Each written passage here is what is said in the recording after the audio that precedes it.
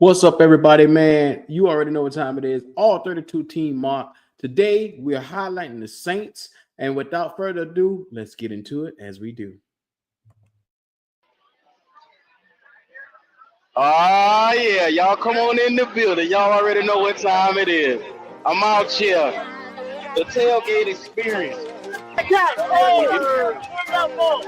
Show, baby, we here now. Things are all good. We about to turn it all the way up. We about to take the victory. Get the dub, y'all. Let's go. All right. You know, keep down. Keep down. Let's go, y'all. Let's get it. What do we got right here? Who in the house right here? All right. Roll on up.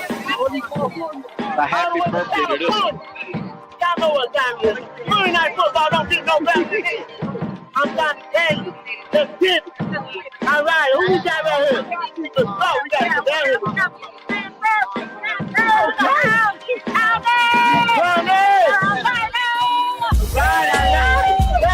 We got Wonder Woman right there. All right. It's taking out. All right, what you got yourself? What you call yourself?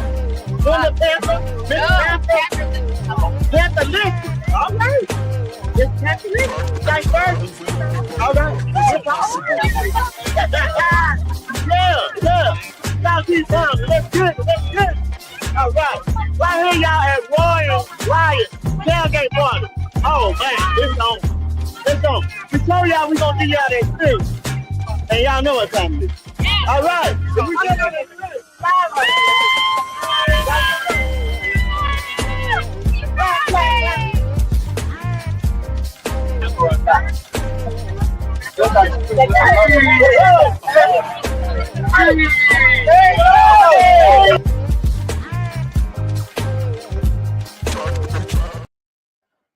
Yes, sir. Welcome to the tailgate experience, man. Without further ado, look, our NFC South rival is in the building, the New Orleans Saints. Look, this is where it's going to get interesting because it's a team that I know so well. I see them twice in the division, and I like to take time to talk about them. Number one, the Saints need an edge rusher. We're talking about the biggest needs for the New Orleans Saints, and we're going to do a 7th-round mock draft for these guys. The Saints need an edge rusher. Think about it. You got two of your top potential players on the team, and Chase Young and Peyton Turner are going to be hitting free agency. And you need a shot of energy for that defensive line, if nothing else. You want to make sure if Brandon Staley is truly coming to coach the defense, you find a true impactful player that has a lot, your priority number one. You want to also, because the glaring holes for this team is edge rushers. They need a receiver other than Chris Olave, who is a star. Make no mistake about it. That cat is a star. We haven't really seen guys like A.T. Perry really step up.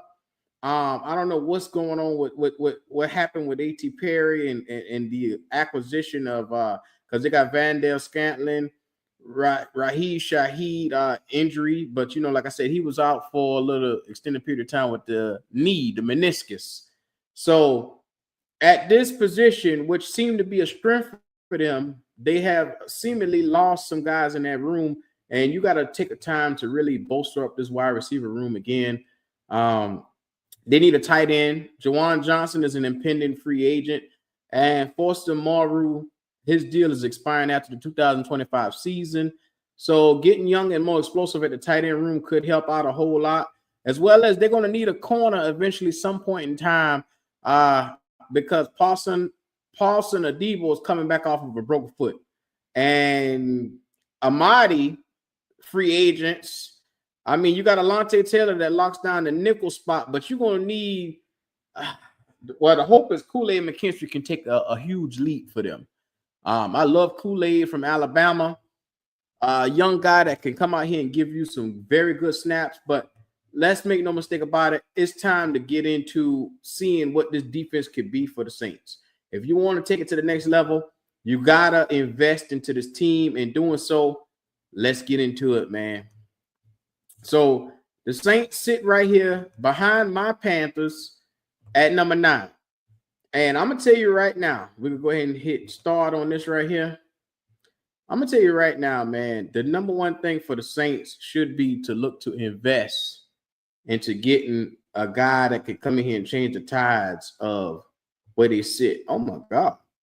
The Texans is offering a second round, a third round, a fourth round to go up to number 9.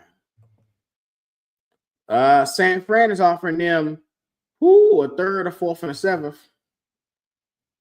Minnesota's offering future picks. I'm gonna put it right here like this right here. If you're sitting here and you got the opportunity to go to 25 and garner and get picks, I would do it. But you know what? I'm gonna not accept any trades on this. And if you're a Saint fan and you feel like I should have probably take that, put it down below. I'm gonna put it out here. You guys are an interesting guy. This is an interesting team because, like I said, quarterback played a major role in what you saw with them last year. And so, first and foremost, we're sitting at number 9. Who's available? You got Travis Hunter sitting right there. I'm going to edge rusher.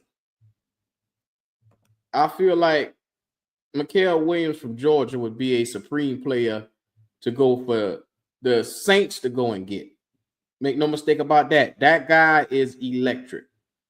Now, here is where it gets interesting. You're getting offered a lot of different trades, but still yet, I'm not going to take it. I'm going to go out on a limb right here, and I'm going to give y'all probably either look in the QB room or the corner room, more than likely. Okay, so let's really focus on what's the matter at hand right here. After you get your edge rusher, like I said, because I love Mikael Williams, you want to come out here and you want to get a star that could potentially come and take this team to the next level defensively. But you also want to make sure that you figure out the quarterback situation between free agency and the draft. And I'm going to be honest with you. If I'm sitting here at 38 and I have the opportunity to take a guy that could help change the New Orleans Saints, I'm looking at Jackson Dart right here. I know it's crazy because you got between him, Quinn Ewers, or Will Howard, any one of those guys that you can take your time and look at, but you got to kind of figure it out. I don't feel like they're going to move forward with Derek Carr or potentially Spencer Rattler. I don't think a new head coach is going to come in and bet his job on any one of those guys. So with that being said, I think Jackson Dart is the guy right here. Like I said, you got a bevy of weapons that's already there in hand, but you're safe getting an edge rusher and a quarterback right there. Let's be real, man. The time is now, especially if you're willing to, take your time and invest in the most important position on the entire field. That's now. So make sure let's make sure that we do our just do. Make sure you subscribe on your way in. Any Saints fans that's in here that disagree with my first 2 picks, just let me know. I think this is the right direction for you guys, especially seeing what all that's out there and your options. You guys know what's the deal with kicking the can down the road with the money. So financially, you really don't have much money to go into free agency to be buying anybody. So it's like, this is where we're sitting at.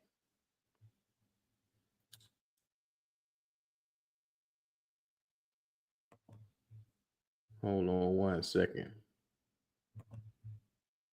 All right. So sitting right here, after you take Jackson Dart, I'm going to take Isaiah Bond for you. I believe that's going to be because this is between Isaiah Bond. Oh, hold on. Trey Amos is sitting right there too. Okay. Darian Porter is an interesting prospect right there because I believe he could help y'all and Denzel Burke could help y'all just as much as Trey Amos could from Mississippi. So what I'm going to do, because there's not too many ideal playmakers in this draft, I'm going Isaiah Bond for you guys right here. You need the help to really relieve the pressure off of Chris Olave, and you need somebody else that can come in here and give you solid production starting off in their first season. So next up, like I said, you got your edge rusher, you got your QB, you got your wide receiver Isaiah Bond. I'm going to probably look to help out. And this is the crazy part. I'm going corner for you guys right here because I feel like what you guys want to do is potentially come out here and put forth, because Darian Porter is a big, lanky corner, tall dude, 6'3". And I'd like to have him in Carolina, tell you the truth. That's an A+ for me, the guy from Iowa State. You get a guy that's big on man coverage, man, and you got the ability to come out here and lock up. Look at the NFC South, man. You got a lot of guys, Mike Evans and them boys that you got to see. So you better make sure that you got dogs that can come out here and really swing at the fences with them. And then, like I said, you got Mikael Williams earlier, but make no mistake about it. If you're sitting right here, Jordan Phillips should be the pick for you. You got to get a good D tackle on the interior that could help your team out big time. And that defensive line, Chase Young going, and like I said earlier, starting off in the beginning of the video, you got to make sure that you dot your T's and cross your I's and dot your T's, man. You got to make sure you got everything in order. I mean, let's just be real. Now, this is a good trade that I would take from the San Francisco 49ers. You're going back 8 spots and you pick up a 6th and a 7th round pick. I think that that's a good quality position, and you can gain to get some good stuff out of that. Because anything you do from that is going to help your team. So with that being said, I got the chance to get some depth in here. So we got receiver. To be honest with you, I think you should go offensive from this point on out and try to get some stuff in here that could really, really help, being that you just took Jackson Dart. Now, I'm looking for, let me help out my team. Dylan Fairchild is a great pick. You need tackles and you need interior offensive linemen. So I'm going to take Fairchild from Georgia right here in the 5th round because, like I said, this draft is unique because in the middle of the draft, 4th, 5th round, you can get quality offensive linemen because there's so many defensive players that's going to be going so early. It's pushing the linemen back some. So with that being said, I want to be competitive in the NFC. And the best thing to do is, I hate to do this because this is a player that I think the Carolina Panthers should take. But like I said, being unbiased, I'm looking at everything for what it actually is. You guys got a hard choice between getting a linebacker to put on this team or going to get another interior offensive lineman. And I think, now this is just my honest opinion, you need more help up front than, meets the eye. I think you getting a guy like, you got Fairchild already, but I'm going to put Miles Frazier right there with you too. Because like I said, that line play is going to be, think about it. You had Trevor Penning in the crew, but the offensive line seems to be a part of the team that needs some help.